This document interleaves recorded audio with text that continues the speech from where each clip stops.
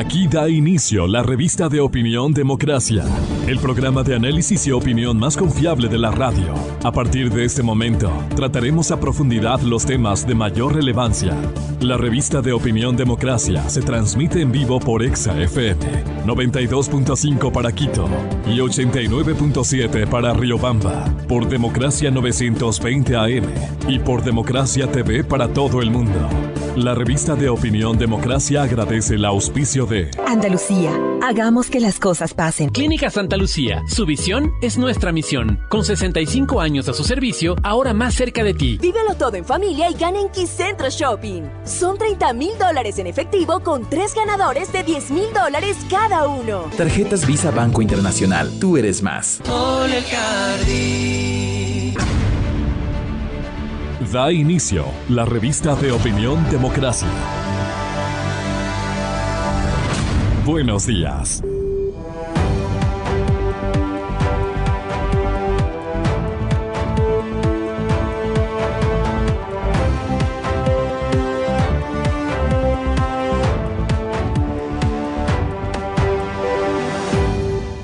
Buenos días, amigas, amigos. Estamos iniciando ya esta nueva semana, pero además fin de mes, ¿no es cierto? Y el fin de mes trae consigo la evaluación, podríamos decir, de la primera semana del señor presidente Guillermo Lasso, quien planteará el día de hoy dos cosas muy importantes. La una, la posición ya del nuevo mando de las Fuerzas Armadas, incluido el jefe del Comando Conjunto.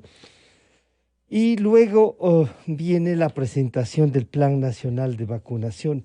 Esto ha generado mucha expectativa porque como que comienza, además del esfuerzo hecho, porque hay que reconocer que se hizo un esfuerzo, el gobierno anterior, como que podría consolidarse con una mejor planificación, pero sobre todo con la adquisición de las vacunas. Y si es que las vacunas llegan, entonces hay la mayor posibilidad de poder entregar un servicio a la ciudadanía.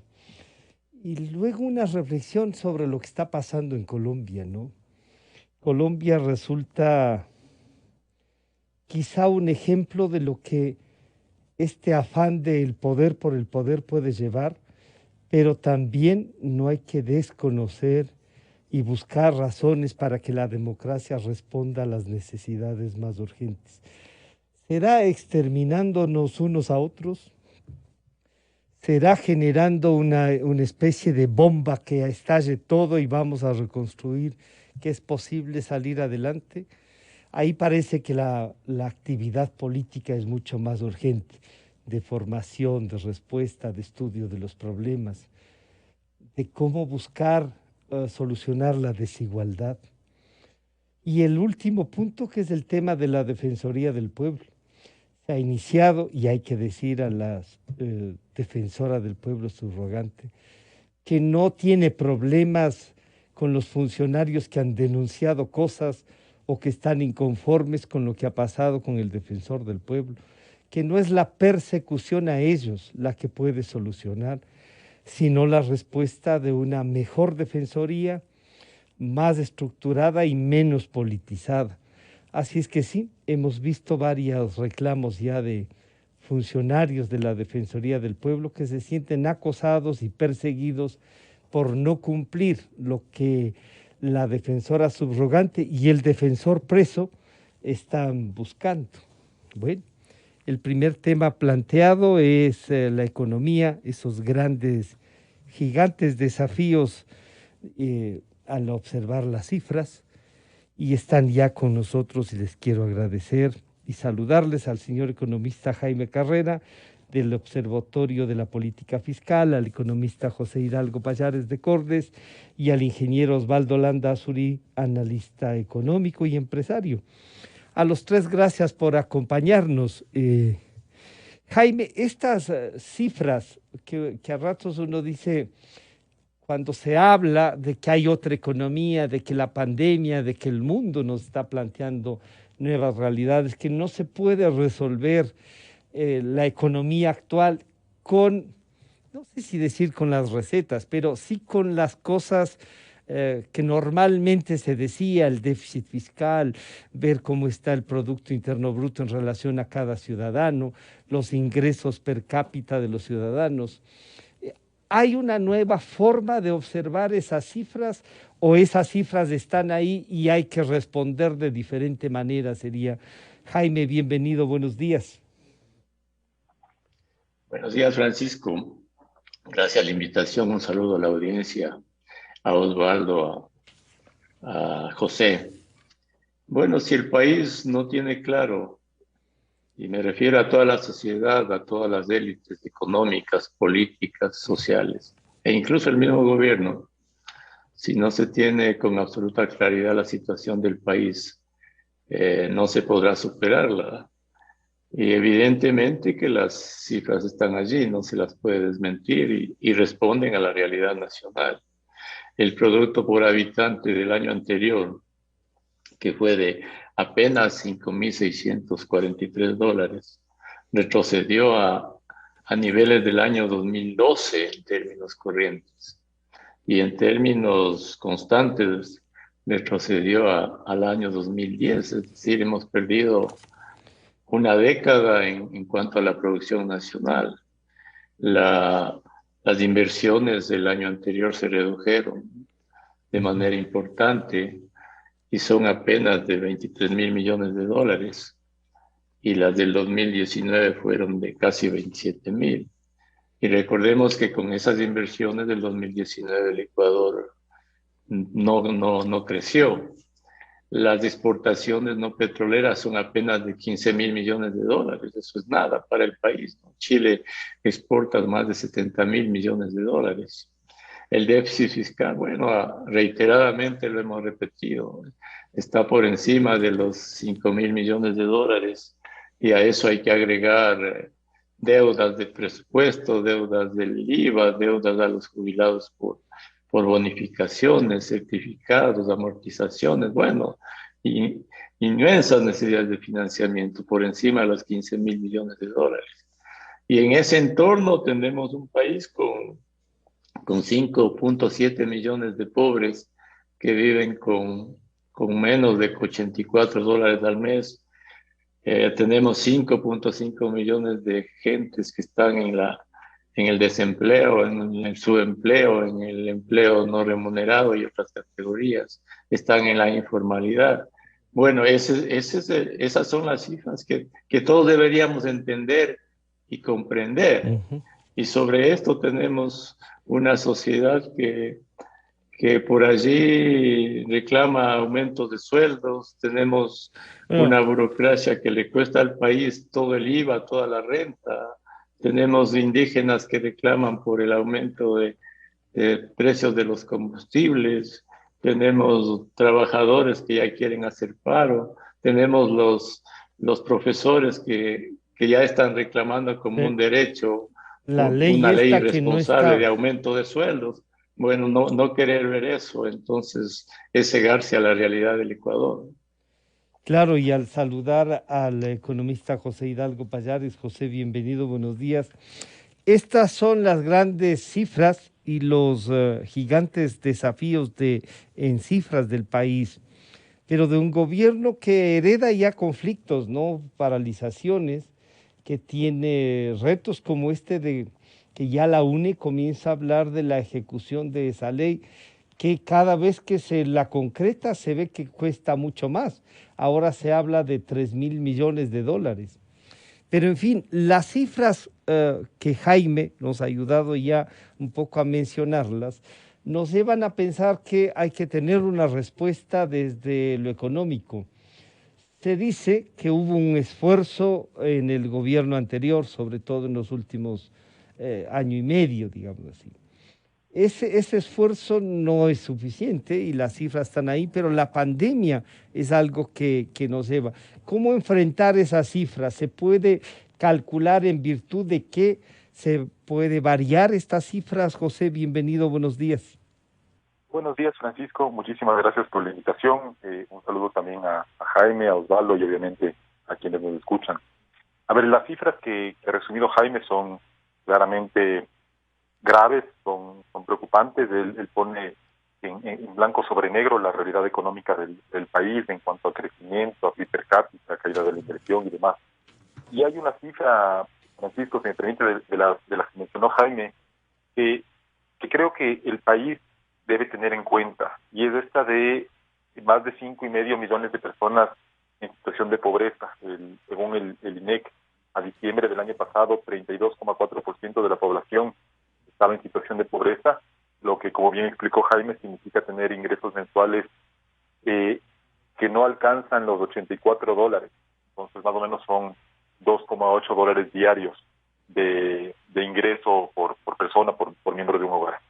Y este es, en mi opinión, el principal... La cifra más dura y el reto más gigante, diríamos así. Exacto, y a su vez, obviamente, está conectado con todas las otras cifras que mencionó Jaime. No se puede reducir la pobreza sin generar crecimiento económico. No se genera crecimiento económico sostenible si no hay cifras fiscales más o menos ordenadas, si es que no se promueve la inversión. Pero yo decía, Francisco, esta es, en mi opinión, la cifra que tienen que tener en mente los ecuatorianos, sobre todo quienes nos escuchan, porque muchas veces, y hace poco se criticó al ministro Cueva por una declaración que hizo en el sentido de que quienes ganan más que el ingreso promedio están en el 50% más rico de la población, que es una declaración además obvia, ¿no? Si hay un ingreso promedio, quienes ganan más de ese ingreso promedio pertenecen al sector más favorecido de la sociedad. Yo diría que incluso la cifra que dio el ministro Cueva, de acuerdo con las últimas estadísticas del INEC, puede ser incluso optimista. A marzo, el ingreso promedio de los trabajadores, y aquí hay que tener en cuenta que cuando hablamos de trabajadores no nos referimos únicamente a las personas que tenemos la suerte de tener un empleo en el sector formal, estar en el empleo adecuado, sino que los trabajadores también son los informales, los que se ganan la vida, digamos, vendiendo jugos en la calle o lustrando zapatos o, no sé, cualquier tipo de ingreso laboral ya es considerado un trabajador. Entonces, para el conjunto, para el universo de trabajadores del Ecuador, el ingreso mensual promedio son $440, más o menos. Y dentro de ese ingreso promedio, tenemos obviamente gente que, obviamente por mérito, por capacidades y demás, gana muchísimo más que eso, ¿no es cierto? Digamos, sueldos de 10, 15 mil, 20 mil dólares. Y esos sueldos muy elevados llevan el promedio hacia arriba. Entonces yo diría que quienes ganan más de esta cifra tan cuestionada que dio el ministro Cueva, de $550 al mes, no pertenecen únicamente al 50% más rico de la población, seguramente pertenecen al 30 o al 20% más rico de la población, aunque no se perciban así. Y yo con esto no estoy queriendo sugerir que una persona que gana $550 al mes es una persona rica. Pero José, quizá ahí el planteamiento es el que no estuvo correcto. O sea, decir que una persona con 550 es de las personas más ricas del país quizá le podríamos plantear de que hay gente que ya puede vivir con $550, que está fuera de esos 5.700.000, y que si 550 si puede ser un objetivo como país de que por lo menos eso ganen, es decir, que 550 es de los grupos más ricos del Ecuador. Parece que entonces uno piensa, y esos de los que usted acaba de hablar de 10.000 y 15.000, ¿qué serán si los de 550 son los ricos, José? No, claro, que dentro, digamos, insistía Francisco, no estoy diciendo que una persona sea rica con esto, pero pertenece al 20% o 30% que más gana en el país. Y con esto tampoco sugiero, y creo que el ministro Cueva tampoco quiso decir eso en ningún momento, que sean personas que ya estén obligadas a pagar impuesto a la renta. Pero sí hay que tener entre los ecuatorianos una claridad mayor de en qué situación estamos. Yo creo que muchas personas, sobre todo de clase media, se perciben a sí mismos como de clase popular, cuando las personas realmente pobres, y permitan insistir en esta cifra, Francisco, son quienes no completan los $84 mensuales de ingreso. Y hablamos de un hogar, digamos, porque obviamente no todos trabajan en un hogar, pero un hogar que no tenga ingresos por $336, me parece que es la cifra mensual, ese es un hogar pobre. Entonces, insisto, no hay que suponer que el gobierno quiere poner impuesto a la renta a quienes ganan $550 o que ellos van a tener que cargar con el peso del ajuste. Yo creo que el gobierno ha sido bastante claro en que el peso del ajuste tiene que recaer principalmente en quienes evadan impuestos. El presidente Lasso ha sido muy claro en decir que cómo puede haber personas que se llaman a sí mismas empresarios y no pagan un centavo de impuestos, pero entre quienes pagamos, obviamente también tiene que recaer entre los que más ganamos, sobre todo el esfuerzo de ajuste. Pero para que esto llegue, para que podamos llegar a consenso al momento de plantear una reforma tributaria que en algún momento va a ser necesaria para el país, yo creo que es urgente para el país, es importante que los ecuatorianos sepamos a quiénes debemos ayudar, porque posiblemente una persona que gane $550 no esté obligada a pagar el impuesto a la renta, pero tampoco se considere a sí misma como el grupo de la población que tiene que ser el objetivo prioritario de la política pública. Es decir, un gobierno tiene que ayudar principalmente a los sectores más vulnerables, seguramente entonces son esos 5.700.000 personas en situación de pobreza, y ese tiene que ser el objetivo básico. Entonces, si es que no hay claridad sobre qué es ser pobre en el Ecuador, todos vamos a seguir reclamando ayuda para nosotros, aun cuando estemos en una situación muchísimo más favorable, sin que esto signifique, insisto, ser rico que un grupo importante de la población.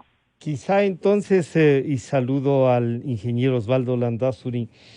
Osvaldo, quizá entonces el tema es cómo definir al país.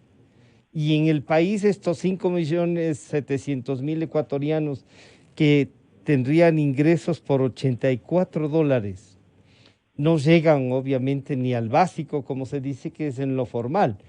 Pero claro, lo duro es que lo formal no llega sino al 30%.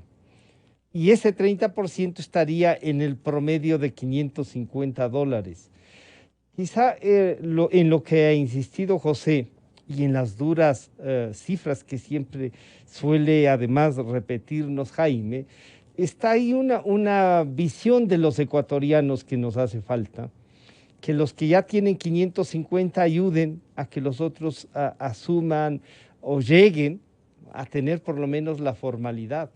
Estas cifras, Osvaldo, siendo tan gigantes y tan de reto, pueden plantearnos una visión distinta de la economía. Bienvenido, Osvaldo, buenos días.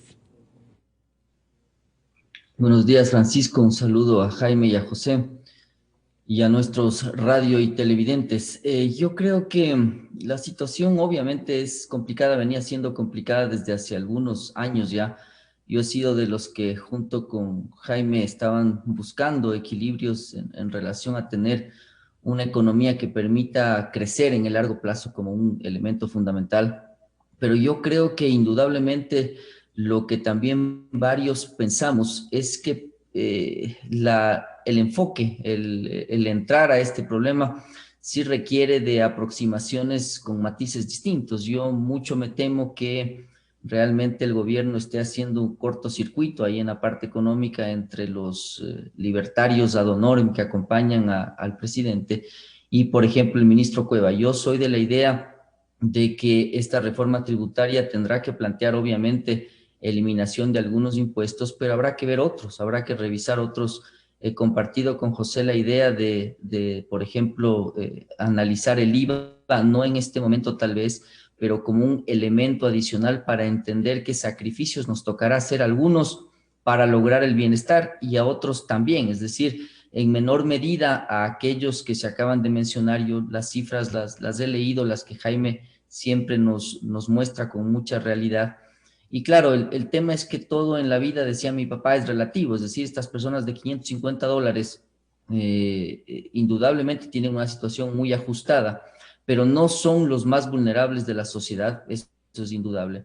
Querer hacer que ellos entren en un proceso de ayuda o de imposición de impuestos podría llevarte a algo parecido a lo que pasó en Colombia, en donde la reforma tributaria quería incorporar a personas que ganaban $600, quería gravar con IVA algunos productos de la canasta básica. Pero otra cosa, estimados amigos, el tema es que también detrás de estas protestas están reclamos del agro, por ejemplo, diciendo que han perdido posición, competitividad respecto no solo a lo que significa una cadena de valor muy larga en Colombia, probablemente por su propia realidad, inseguridad y la guerrilla, sino además productos importados que tienen subsidios, es decir, una serie de reclamos que están alineados con entender de manera distinta la economía. Es decir, yo creo que ahora el ejercicio que hagamos como ecuatoriano para ponernos de acuerdo, indudablemente tiene que tener de partida romper ciertos dogmas.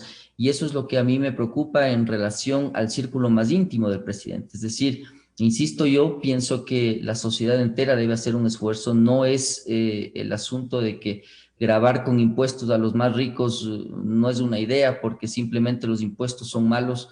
Es decir, tenemos que abrir la perspectiva para entender cómo construir una economía que también sea más justa, más inclusiva, más incluyente. Y creo que ahí está el problema. Es decir, más que derecha o izquierda, yo creo que los principales problemas que América Latina ha vivido en los últimos años y que la pandemia los desnuda, porque para mí la pandemia no es que gatilla problemas nuevos, lo que hace es mostrar realmente las mayores vulnerabilidades de las sociedades. Y para mí uno de esos grandes problemas, estimado Francisco, es la desigualdad. Es decir, en Chile, por ejemplo, se veía cómo en el proceso de crecimiento muy interesante con un Estado que estaba ausente de casi todos los temas económicos relevantes, incluyendo seguridad social, incluyendo la propia salud. Claro, le hacía al Estado, por ejemplo, que cada vez tenga una mejor posición fiscal, pero dejaba de lado los temas fundamentales que hoy están evidenciándose en esta constituyente que ha elegido a personas de la extrema izquierda. En el caso colombiano vemos algo parecido en relación a lo que tiene que ver con la distribución de riqueza y los temas que yo he comentado. Entonces, ahí tú tienes un panorama en el que probablemente son varios ingredientes los que requieren aproximaciones distintas a las que habíamos visto como sociedades en los últimos años, pero sin dejar de lado lo lógico. Y para mí lo lógico es entender que el Estado sea viable, que gaste lo que puede gastar, es decir, que le ofrezca certidumbre a la ciudadanía, un manejo racional, pero entendiendo gravar impuestos a ciertas cosas para poder bajar otros impuestos que hacen mucho daño. Fíjate, por ejemplo, el impuesto a la salida de divisas. Todos estamos de acuerdo que es un impuesto distorsionante de la economía. Pero son más de $1.000 millones de dólares. Esa es la respuesta, es decir, son más de $1.000 millones de dólares. Y entonces decir, pues no vamos a grabar con absolutamente nada para bajar esto. Perdón, Francisco. Si no, yo decía, si eliminan eso de una, aunque lo han dicho que no, son $1.000 millones de dólares menos que hay que además financiar. Sí, y lo cierto es que si uno se fija en la aproximación económica del mundo, para mí una aproximación más equilibrada, más racional, por ejemplo, de Alemania o de Estados Unidos, se ve que tienes otros problemas con evasión de impuestos de los súper ricos. Es decir, desde los años 90, el proceso de liberalización del movimiento de capitales, por supuesto que plantea retos en cuanto a poder captar impuestos de estas grandes multinacionales que mueven sus dineros de acuerdo a donde les conviene estar. Es decir, hay una serie de preguntas que debemos hacernos no solo como país, sino como seres humanos, para entender cómo construimos una sociedad más equilibrada, y quizás ahí está el reto. Y para mí ese reto exige equilibrio. Ese reto que dice Osvaldo exige equilibrios, y claro, es una sociedad entonces comprometida.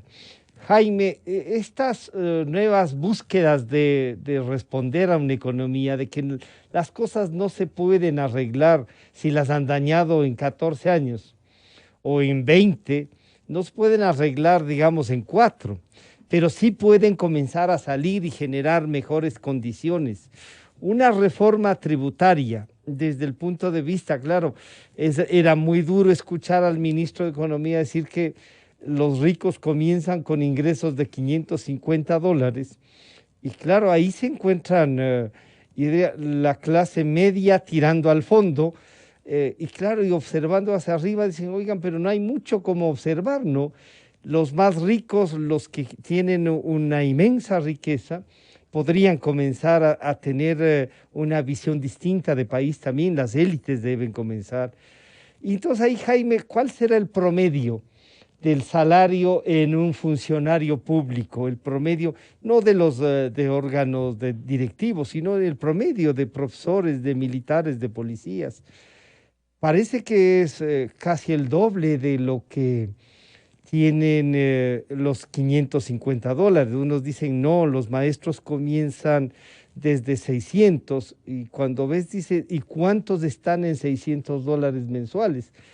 ¿Cómo hacer una reforma tributaria donde los médicos, donde los odontólogos, donde todos comiencen a pagar en virtud de sus ingresos y que no son de 500 o $600, Jaime? Francisco, bueno, este es un tema que está un poco por abajo y impide mirar todo el problema global que hay del país. Pero para satisfacer tu inquietud, claro, no se puede nunca en un país hablar de desigualdades o enfrentar las desigualdades si en el sector público, que son 500.000 personas, se emplean 10.000 millones de dólares y se consume todo el IVA y el impuesto a la renta.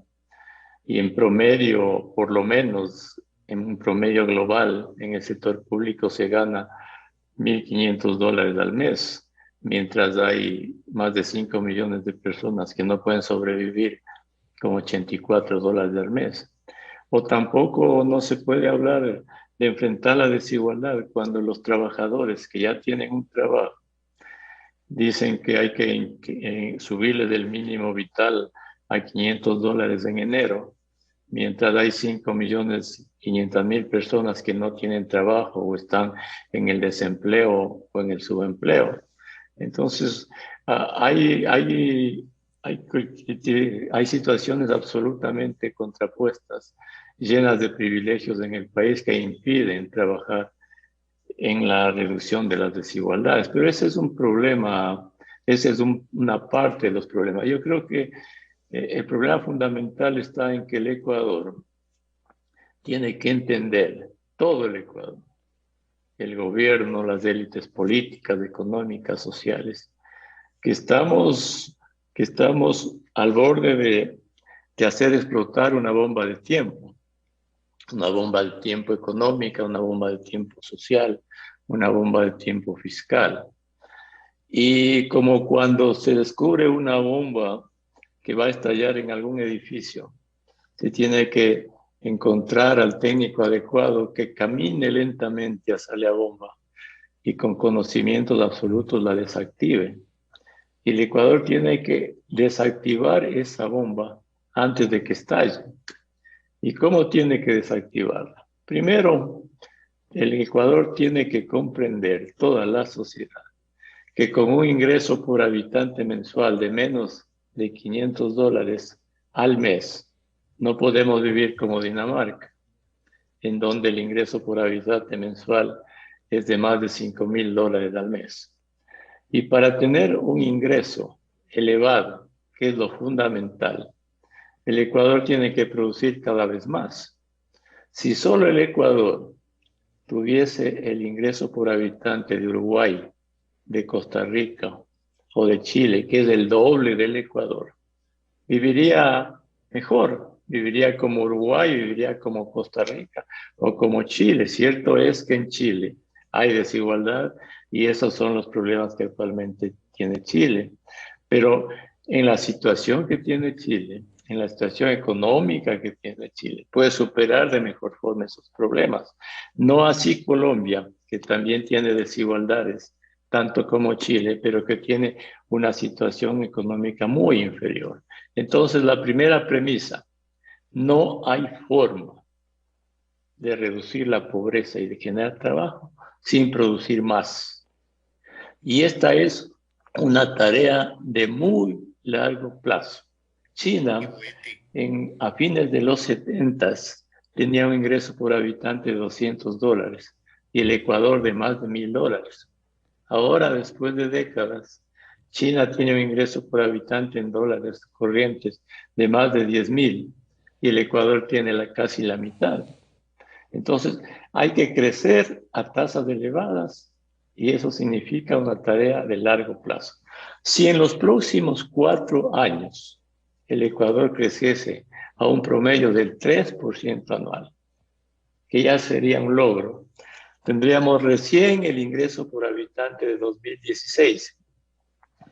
Si en los próximos 8 años el Ecuador creciese a una tasa promedio del 3% anual, tendríamos recién en 2029 el ingreso por habitante de 2019.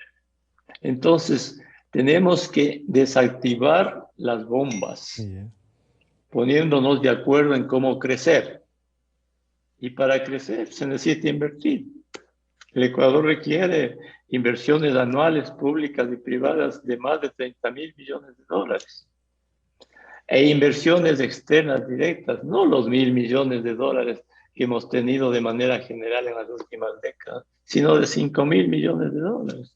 Inversiones privadas de por lo menos unos 25.000 millones de dólares, no las que tenemos. Entonces, esas son las premisas básicas que deben unir al país en torno a eso. Pero para lograr inversiones necesitamos cuentas ordenadas. Y claro, no y ahí... hay país que pueda. Y ahí venimos con el tema de la reforma tributaria. Claro. Entonces no podemos ordenar las cuentas sin más ingresos. Imposible. Y no podemos disminuir la desigualdad si el Estado a su vez no tiene algún recurso para ayudar a los pobres. Y no podemos disminuir las desigualdades si no generamos un ambiente para que el sector privado genere trabajo. Porque la mejor manera de hacer políticas sociales y reducir las desigualdades del trabajo. Entonces, si no nos unimos en torno a esto, en todo lo que hay que hacer, lo que significa que los indígenas no estén haciendo paros porque se eliminan los subsidios a los combustibles, lo que significa que los trabajadores no estén haciendo paros para subir el mínimo vital en detrimento del trabajo de las otras personas, de las pequeñas empresas, de los que no tienen trabajo. Lo que significa que los docentes de este rato no estén reclamando un aumento de sueldos que destruye las finanzas públicas. Lo que significa que todo el mundo o que los que tenemos o podemos pagar impuestos no los queramos pagar. Lo que significa entonces sentar en la mesa del país docentes, indígenas, trabajadores, empresarios, gobiernos, y ponernos a dialogar acordar urgentemente sobre lo que tenemos que hacer en el país y no esperar, y perdóname, Francisco, y no esperar que la bomba explote para ponernos a conversar lo que está pasando en Colombia, ¿no? Claro, y es que ese es el mayor reto. Primero, conseguir que todos tengamos una misma lectura, tanto de las cifras como de la situación del país. Y segundo, buscar que cada uno de los sectores tenga la generosidad, podríamos decir, de observar esta realidad, tener un acuerdo en esa realidad y buscar una salida conjunta. Pero José ahí nos plantea, Jaime, una racionalidad que sin tener una organización social fuerte, representativa, yo diría la más fuerte, la de los indígenas, lamentablemente también dividida como en 4 partes y cada uno buscando ser más radical para ser la voz más representativa del sector. Pero están ahí flotando los temas de los combustibles, incluidos los ambientalistas están a favor de que se mantenga el subsidio a los combustibles. Este es un país que es muy difícil el tener acuerdos, José.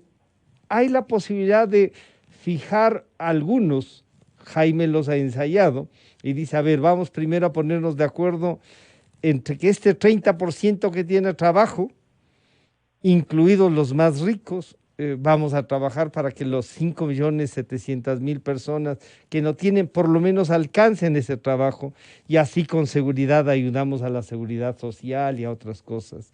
Pero hay que asistirles mientras llegue el trabajo y para eso también se requieren recursos. Entonces, ¿cuáles son los primeros pasos para sentarnos y cómo conseguimos que la lectura que ustedes han hecho sea más o menos la misma con todos los sectores, José? Sí, es un desafío enorme, ¿no, Francisco? Porque lamentablemente yo creo que hay sectores en el país que por principio están opuestos a cualquier tipo de reforma de las tantas que se necesitan para que la economía crezca en el largo plazo, la reforma tributaria, la reforma laboral, la reforma de la seguridad social, y que más bien un caso, digamos, ejemplo ahorita es el del señor Issa, que ya está organizando movilizaciones con un gobierno que acaba de iniciar. Empezar. Entonces creo que el consenso unánime no se va a conseguir nunca. Creo que siempre va a haber sectores que se oponen por principio no solo a determinado modelo económico, sino incluso al modelo democrático, que yo creo que la mayoría de ecuatorianos defendemos. Pero entonces el reto va a ser, sin dejar de lado, porque obviamente siempre lo ideal sería involucrar a estos sectores también en el diálogo, pero lo ideal va a ser tener un consenso al menos mayoritario. Entonces, sobre algunos temas puntuales, yo sí creo que sería más o menos factible llegar a consensos, digamos. En la reforma tributaria, es evidente que el peso tiene que caer principalmente en las personas de mayores ingresos, en las grandes riquezas, obviamente en los evasores.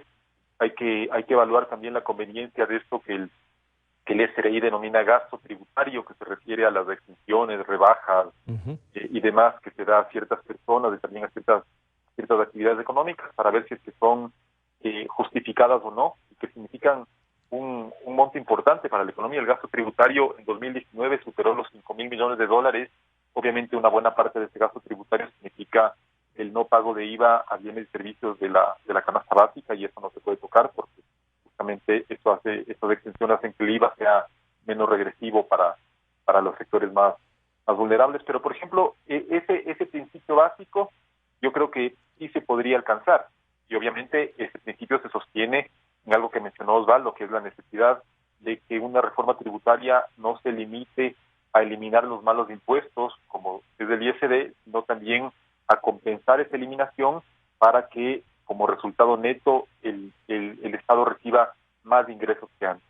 Respecto a la reforma laboral, por ejemplo, yo estaba escuchando que al ministro Donoso, que el actual ministro de Trabajo, que ellos ya tienen avanzado un borrador de reforma laboral, y ahí yo creo que el consenso básico, Francisco, es, a ver, tenemos apenas una tercera parte de la población económicamente activa en el empleo adecuado, ¿cierto? Y la tasa de informalidad está en niveles récord. Entonces, la reforma laboral, el consenso debería ser, vamos a respetar las condiciones de los contratos laborales vigentes, no se van a modificar en absoluto, pero para los nuevos contratos se abren estas nuevas posibilidades de contratación, digamos, por horas, por proyecto específico, por jornada, por temporada, y demás. Entonces, el gobierno y el ministro Donoso han sido enfáticos en eso, en que no se van a vulnerar los derechos ya adquiridos de los trabajadores, pero una nueva reforma laboral lo que debería buscar es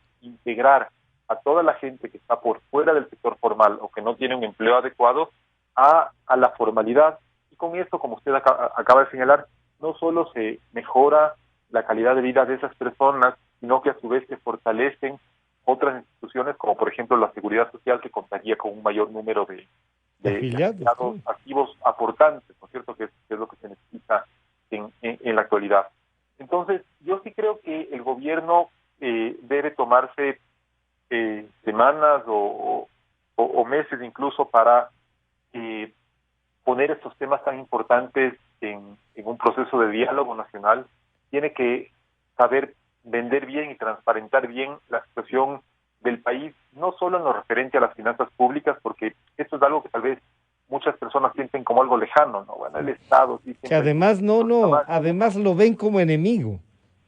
Sí, o si no, finalmente los economistas hablamos permanentemente de lo mal que están las finanzas públicas en el Ecuador, y mucha gente puede decir, bueno, pero finalmente el Estado no ha quebrado hasta ahora.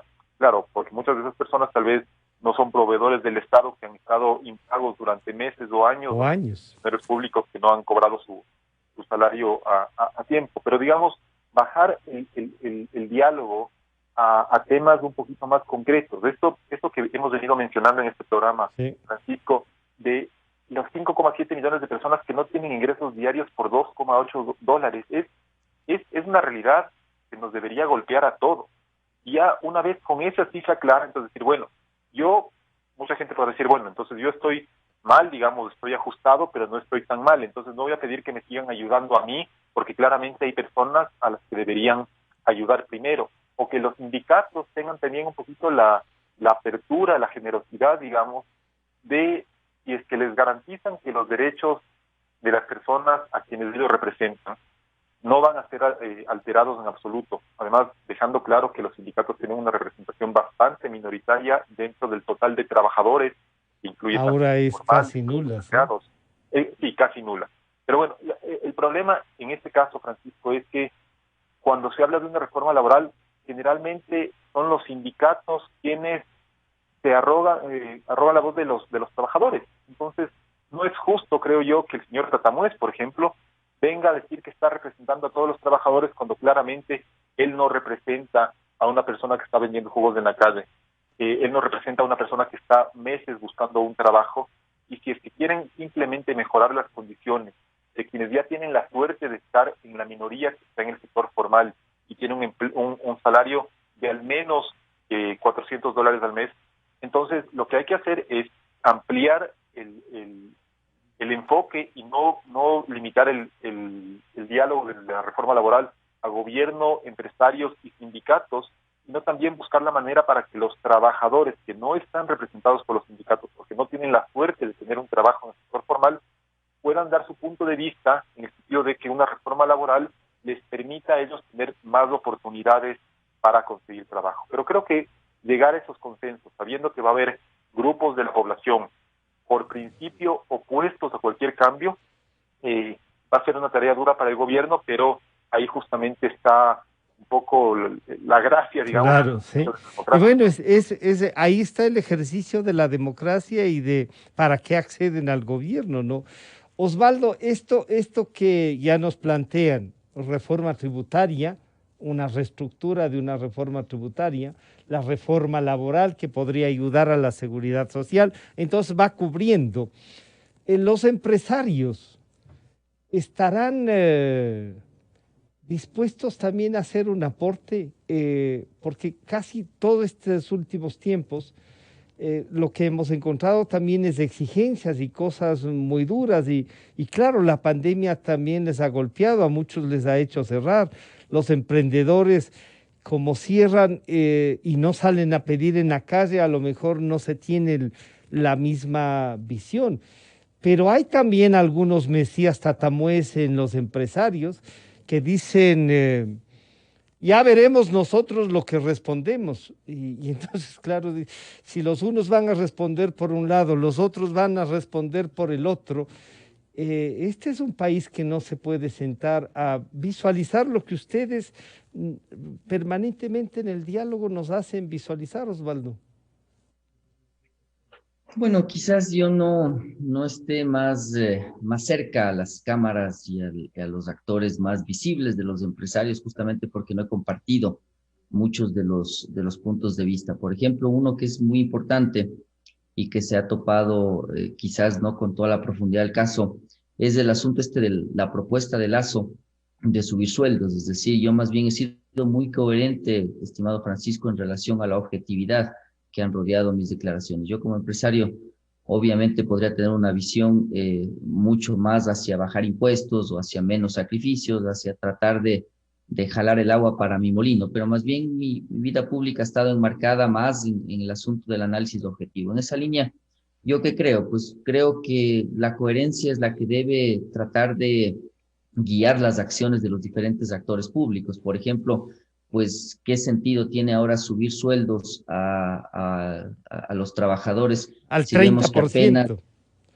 apenas el 30% tenemos un trabajo, y yo lo he mencionado, he debatido con sindicalistas, etcétera, pues no tiene ninguna lógica estar subiendo sueldos. Eso lo hemos mantenido antes de que gane Lasso y lo hacemos después de que gane Lasso. Es decir, en esa línea, el equilibrio también pasa por entender los esfuerzos que tiene que hacer toda la sociedad. Yo he sido más bien de los empresarios que han abogado por tener una especie de devaluación interna. Es decir, si es que uno analiza lo que pasó en Portugal, lo que pasó en Grecia, que son también economías que tuvieron ajustes muy complejos con moneda dura, parecido a lo que nos toca vivir a nosotros, pues indudablemente no te queda otro camino que entender que todos debemos ganar algo menos los que ganamos relativamente bien en el país, es decir, el sector privado, y aprovechando este tema en relación al sector público que se mencionaba hace unos minutos, pues el sector privado en todos los casos está ganando menos, es decir, eso es evidente. No hay Nosotros forma hemos de que, ajustado. claro, por eso es que todo el mundo busca un empleo en el sector público. Desde los profesionales más calificados buscan en el sector público una base de ingresos que es superior a la que le pagan el sector privado. Es correcto, y por eso en alguna instancia de la historia nosotros perdíamos ejecutivos que iban al sector público, es decir, teníamos en la empresa casos de gente que estaba, por ejemplo, en departamentos técnicos y que se iban a trabajar en el INE o que se iban a trabajar en el Ministerio de la Producción porque nos decían, estoy ganando menos, ¿me puedes subir el sueldo? La respuesta obvia era no. ¿Por qué? Porque los empresarios tenemos quizás una visión mucho más objetiva de lo que es la productividad como un elemento fundamental para gatillar lo que uno gana. Entonces, insisto, si es que uno ve con el sector privado lo que gana hoy versus lo que ganaba 5, 6 años atrás, incluso 3, te das cuenta que se han reducido los salarios de manera muy importante. ¿Cómo? Dice la gente, si es prohibido bajar el salario. Pues hay muchos caminos. Uno de los caminos son las bonificaciones, los reconocimientos variables. Entonces, este equilibrio social al que yo me refiero es aquel que también demuestra equidad en todos los actores que componen la sociedad. Es decir, el sector público también debe entender que ciertos ajustes tendrán que hacerse en relación a lo que se llaman sobresueldos, en relación a lo que se llaman ingresos adicionales. Yo les recuerdo que en Portugal, por ejemplo, en el momento de la crisis inmobiliaria que pegó fuertemente a algunos países europeos, sobre todo de la periferia europea como Portugal y Grecia,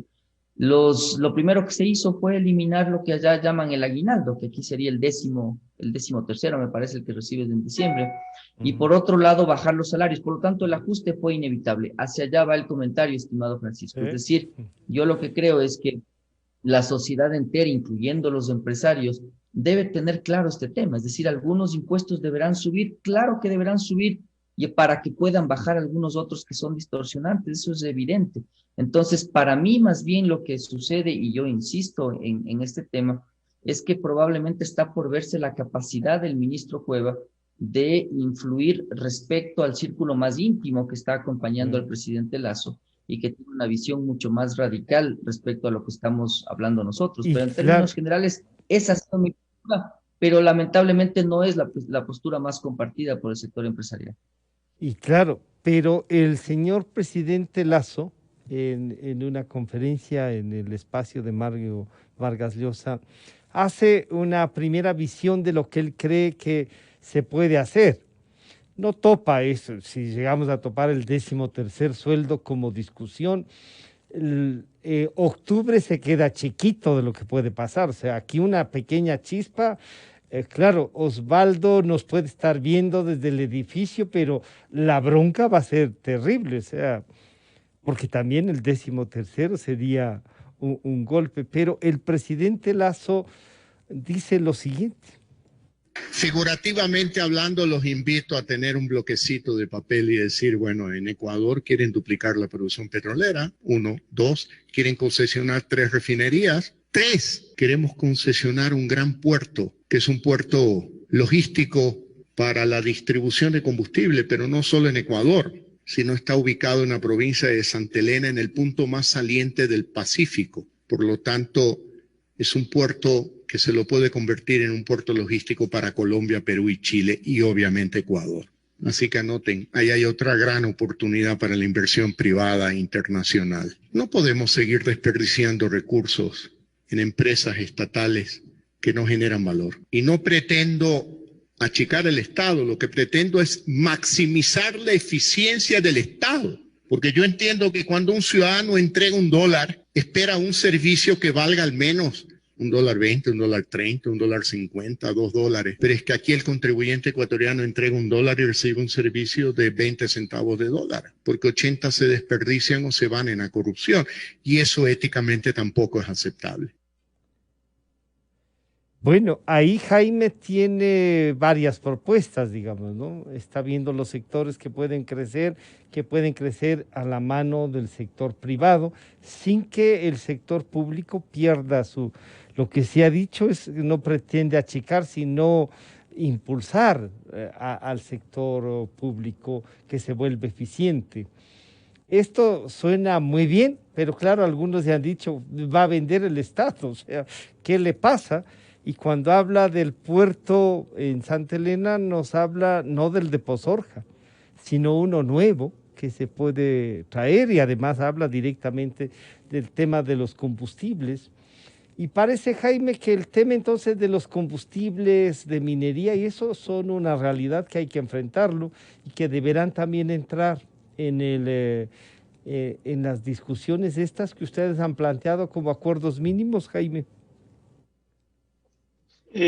Francisco, pero al margen de lo que se ha dicho, lo que la sociedad ecuatoriana debe prender en su conocimiento y en su conciencia es que sin una elevada producción en el país de largo plazo, sin crecer a tasas del 5% anual por décadas, el Ecuador no va a progresar, y que si producimos menos de $6,000 al año, tenemos el país que tenemos y eso nos alcanza para sobrevivir nada más. Esa es una premisa fundamental. Hay que crecer, crecer y crecer, invertir, invertir e invertir. Ahora, hablar de concesión de refinerías o de duplicar la producción de petróleo, bueno, puede ayudar.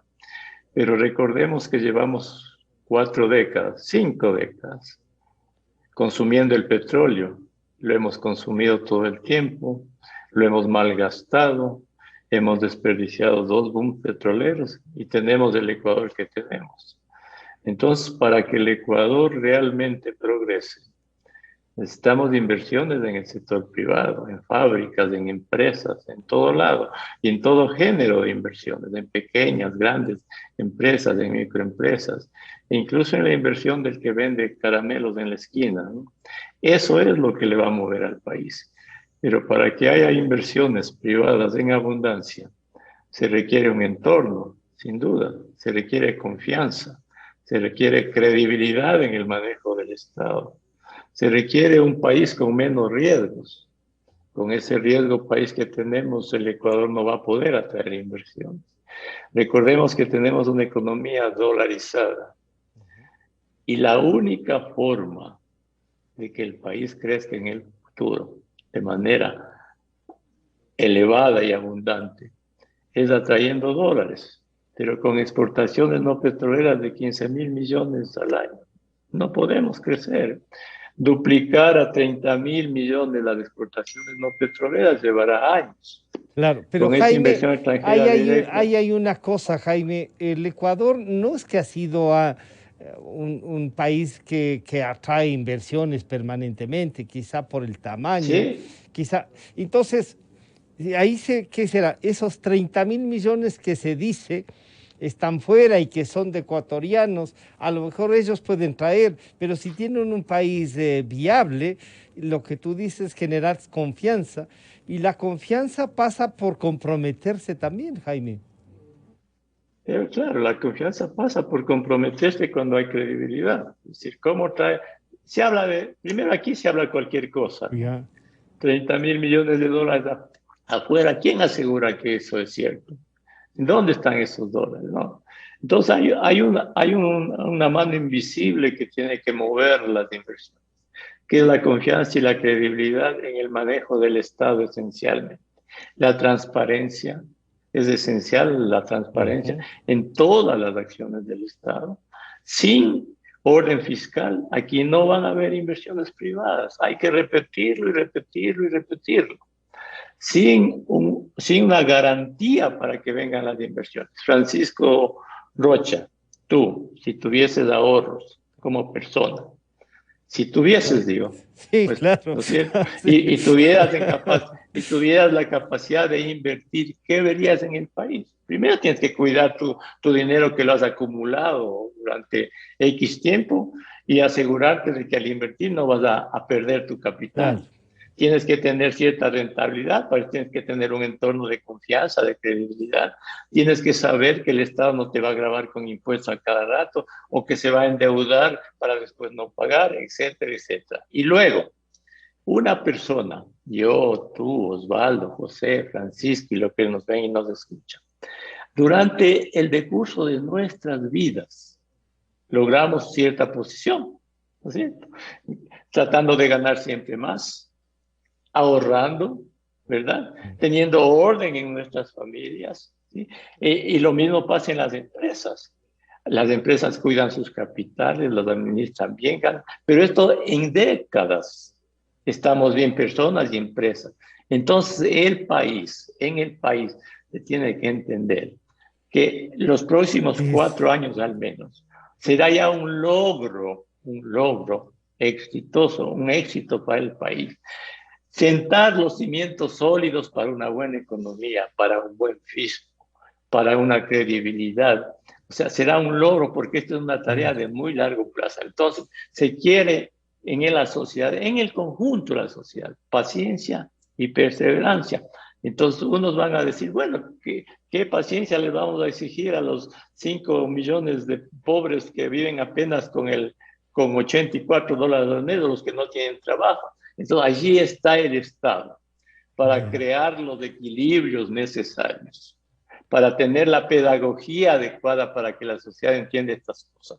Y dentro de un riguroso manejo de la escasez, encontrar los equilibrios para atender a los pobres y para generar las condiciones para que la gente invierta. Pero para eso está un Estado, para eso se eligen a los gobernantes, para que nos lleven a la sociedad por estos caminos. Mira tú, Francisco, y huelga a repetirlo. Tenemos la peor crisis de los últimos 100 años y la peor devastación económica y social en décadas.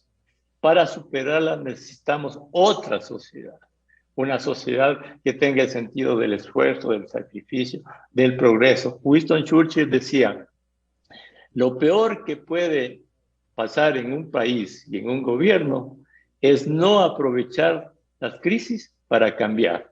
Y eso, y este entonces, es un punto de inflexión. claro, Tenemos que cambiar. Este es el punto donde se puede cambiar. José, claro, Jaime nos plantea el construir este camino que a lo largo puede irse abriendo de la trocha en la que estamos, podríamos salir a una carretera, para decir de alguna manera. José, esto lo más importante va a ser es que la sociedad entienda y se comprometa y no busque cuidar cada uno de los sectores en desmedro de los otros, ¿no? Es una nueva sociedad y claro, si de la pandemia y de esta crisis espantosa no salimos mejores, es que no tenemos posibilidades, José. Sí, y evidentemente, Francisco, creo que hay que esperar una mayor generosidad de quienes más tienen, ¿no? No se puede pedir la misma actitud de desprendimiento de una persona que apenas sobrevive que de una persona que tiene, como bien ha mencionado Jaime, cierta capacidad de ahorro, que ha llegado a cierta posición. Entonces creo que este debería ser el principio básico, reconociendo algo que también ha mencionado Osvaldo, la desigualdad que caracteriza no solo al Ecuador, sino a la región en general.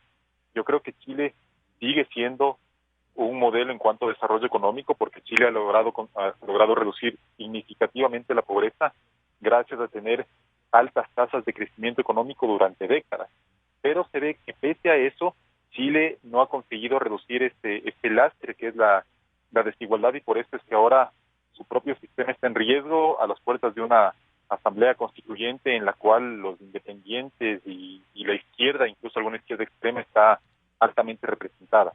Entonces creo que en ese contexto y también con el antecedente de lo que está pasando en Perú, donde también hemos tenido o hemos observado crecimientos económicos sumamente elevados durante décadas que han permitido, insisto, eso siempre ha permitido reducir la pobreza, pero América Latina se ha caracterizado lamentablemente desde sus orígenes por una desigualdad. Desigualdad, ¿no?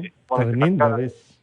Entonces, yo sí creo que el enorme desafío es en estos años poder sentar las bases para tener un crecimiento económico sostenible, pero a su vez que ese crecimiento económico filtre, digamos, a los sectores más vulnerables y puedan sentir los beneficios de una economía dinámica. Entonces, creo que eso va a ser el principal objetivo de este gobierno, y dentro de eso, obviamente, insisto, la generosidad o la actitud de desprendimiento tiene que empezar desde arriba, ¿no? Desde los sectores que más tenemos y que podemos hacer una contribución mayor. Osvaldo, y este desprendimiento y generosidad entonces pasa para todos. Los unos para entender con qué se puede ayudar y cómo, los otros para ayudar a financiar esos recursos para la ayuda, ¿no? Valga la redundancia. Y un Estado que tiene que estar consciente, como nos ha dicho Jaime y José, que es un Estado pobre, que hay que administrar la pobreza, que no es fácil, y que, claro, recordando lo que pasa en Chile, ¿no? En Chile muchos dicen lo que les está provocando es esa cantidad de plata que hay en el sistema de seguridad social y al que le quieren echar mano, y del que aquí podríamos decir han echado mano últimamente grotescamente, pero antes también. Entonces ese mínimo acuerdo, Osvaldo, pasa por quién da el primer paso, el gobierno. Bueno, yo creo que el gobierno da uno de los primeros pasos, al menos con señales, ¿no? En esa línea, pues solo aclarar que obviamente yo no es que pienso que el 10º deba desaparecer, no, sino que es únicamente un ejemplo para... Osvaldo, yo aproveché para decir hasta dónde pueden llegar las de estas. Ciertamente no es que ha propuesto que desaparezca, pero si en Grecia y en eso llegaron a hacerlo, imagínense entonces lo que puede pasar, ¿no? Sí, de acuerdo, Osvaldo, sí. Fue en Portugal, y en realidad el ejemplo era para entender qué es lo que pasa en una crisis, ¿no? Es decir, que en una crisis en la que los abuelos escondían los euros en el jardín tratando de guardar su riqueza, pues los extremos pueden ser enormes, y claro, en definitiva comparto que es una bomba que está a punto de explotar. En esa línea, entonces, pues yo, Francisco, sigo aclarando lo de Chile en buena medida porque conozco el modelo con cierto detalle, y lo que sucede de ahí es que, claro, si tú ves que te jubilas con $250, un militar se jubila 5 veces ese valor, es decir, con 5 veces más, pues indudablemente que se iba a gatillar un problema. Eso era indudable. Ahora, las lecciones que nos dejan todos estos asuntos es que probablemente la generación de riqueza pierde fuerza cuando uno percibe que es inequitativo, es decir, cuando uno percibe que el otro tiene más. Entonces, la naturaleza humana, que es tan egoísta, te está planteando que probablemente un asunto tan importante como el generar riqueza es que lo hagas de manera equitativa. De lo contrario, pues también considero que es una bomba de tiempo. Y lo que sucede en América Latina, insisto yo, es el mensaje de lo que estoy mencionando. Entonces, si además de eso tú ahora analizas los debates que los chilenos están teniendo en relación a la constituyente, te das cuenta que probablemente esa bomba de tiempo estalla con una dureza que es casi incontrolable. Es decir, va a ser muy difícil que se sostengan ciertas premisas, que el modelo económico que comparto con José sigue siendo un ejemplo a seguir en muchos de los temas, estableció en el año 73 y en el 81, que para mí son 2 puntos de inflexión muy importantes. Pero hacia adelante, pues entender que el Estado debe dar mensajes bien claros. Yo también hago una apreciación importante respecto a lo que he podido aprender de América Latina, y es que privatizar a mansalva tampoco es una buena idea. Es decir, el Estado debe participar indudablemente en lo que hace sentido que participe, que es salud, educación, seguridad social, infraestructura. Pero otra lección importante es que, por ejemplo, si es que tú pones en riesgo temas que son estratégicos, como por ejemplo la provisión de agua o la generación de electricidad o los propios combustibles, el tema es que desde la perspectiva financiera lo que sucede es que los inversionistas pagan poco por esos activos porque los ven como muy riesgosos. Es decir, si tú te fijas, Chile, por ejemplo, nunca privatizó Codelco. Lo que sí hizo fue profesionalizar su administración.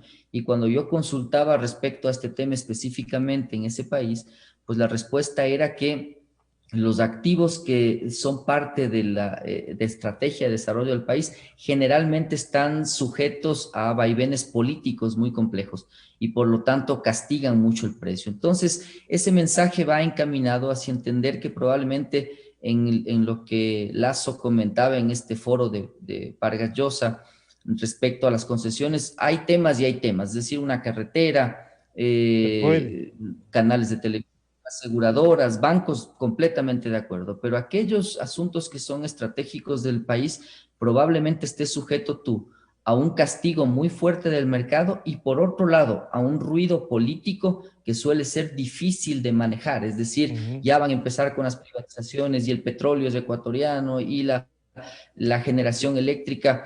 Por supuesto que molestaba, por ejemplo, que en Argentina o en Chile tú tenías privatizaciones que se suponían exitosas, pero que gatillaban valores muy altos de servicios. Entonces, todo eso debe estar en el radar para entender cómo tú das mensajes. Yo creo que el gobierno es esencialmente el primero, de equilibrio, de equidad, y aprendes de lo que está pasando alrededor tuyo y además de tu pasado, para establecer un futuro que sea viable y sostenible en el tiempo. Bueno, y yo creo que la iniciativa y la visión que tiene el presidente Lasso pueden ayudar. O sea, un banquero no corre riesgos y este es el de los que sobrevivió a las crisis.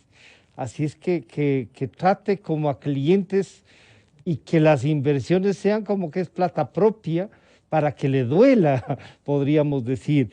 Muchísimas gracias, Jaime, José y Osvaldo, por acompañarnos en este acercamiento a lo que puede ser. No va a ser fácil y yo creo que además el país necesitará de la reflexión de ustedes y pública con todos los medios, con la ciudadanía, para que podamos tener esta visión que ustedes nos la plantean, que puede ser una visión conjunta del país. Quizás siempre habrá un sector, como dice José, que por principio, decía él, yo diría, no sé si eso decirlo por principio, pero sí ideológico, que no quiere ceder y que tiene un modelo distinto de país que no es el de la democracia, ¿no? Muchísimas gracias al economista Jaime Carrera, al economista José Hidalgo Pallares y al ingeniero Osvaldo Landázuri. Estaremos en contacto. Buenos días. Enseguida volvemos. Francisco. Gracias. La revista de Opinión Democracia agradece a las siguientes marcas. Inicio de espacio promocional y publicitario. ¿Tuviste algún imprevisto y necesitas efectivo? Con tu tarjeta de crédito Pacificard, realiza avances de efectivo desde tu cajero automático más cercano o solicítalo vía web desde Banca Virtual Intermático y difiérelo hasta 36 meses con intereses. Conoce más ingresando a www.bancodelpacifico.com. Pacificard.